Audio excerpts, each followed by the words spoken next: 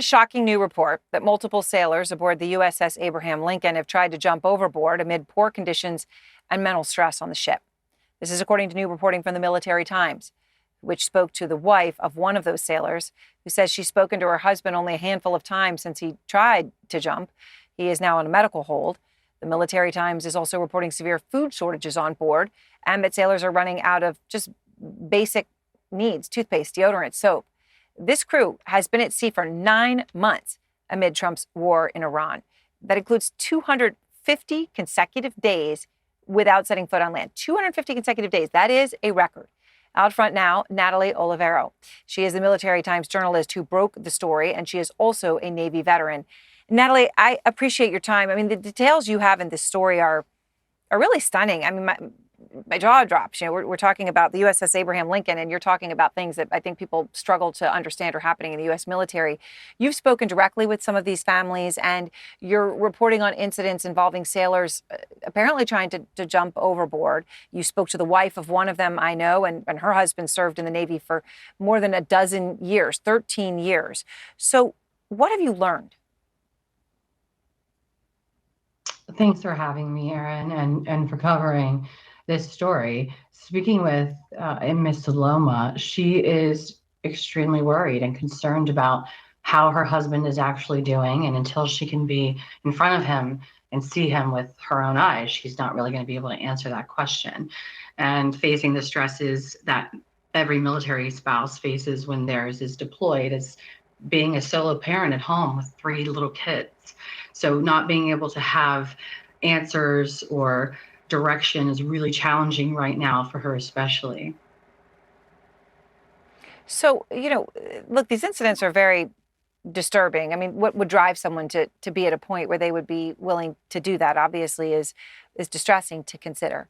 But the families of sailors aboard the Lincoln are telling you about incidents like this. They're also telling you about some of these other truly stunning details, that the sailors are often hungry because there isn't enough food, that basic supplies, toothpaste, deodorant, aren't easy to get.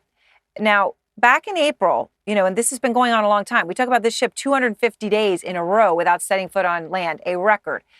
So this has been going on a long time. In April, Secretary Hegseth, dismissed reports about inadequate food. He said it was fake news. So what's the reaction to from the families that you're speaking to? They don't get to talk to their loved ones on board that ship that often. What's their reaction when the defense secretary calls this all fake news? Confusion, hurt, lack of understanding. They're constantly seeking some kind of reassurance or information. There's a lot of conflicting reports, a lot of different information, especially on social media within different groups and small community pages. Those are the pages where organic conversations and relationships exist. Those aren't deep fakes or AI dupes being created. These are where families go to communicate. This is a lifeline for families who really never receive an instruction manual on how to handle your time when your loved one is deployed. So families are feeling left in the dark, and all families are agreeing that it is absolutely unacceptable and unthinkable to imagine.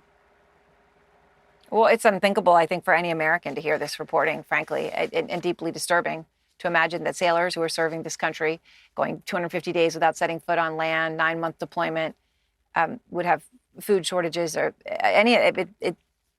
it's upsetting.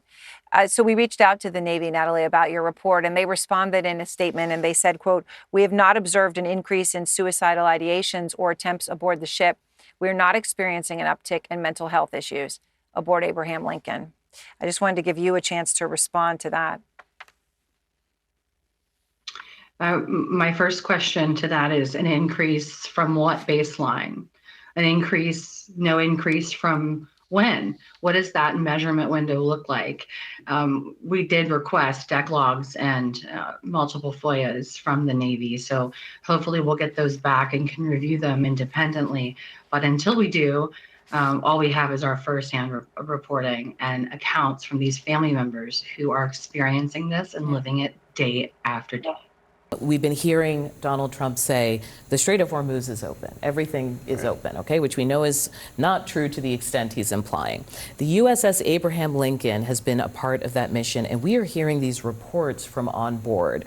A congressman tweeted out a report saying that basically 5,000 sailors are on board.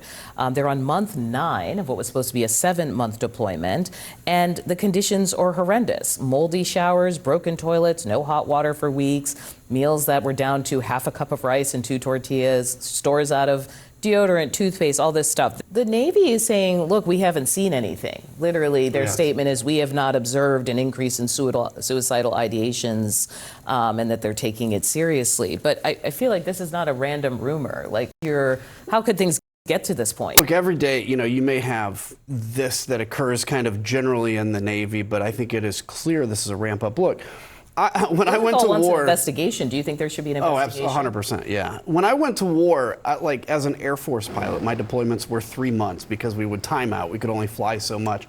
But if you got extended even a week, it was like a blow to morale. Really, I'd be there and it's like, hey, you can't leave this Saturday. It's gonna have to be next Saturday. It's like, ugh. And I wasn't even married.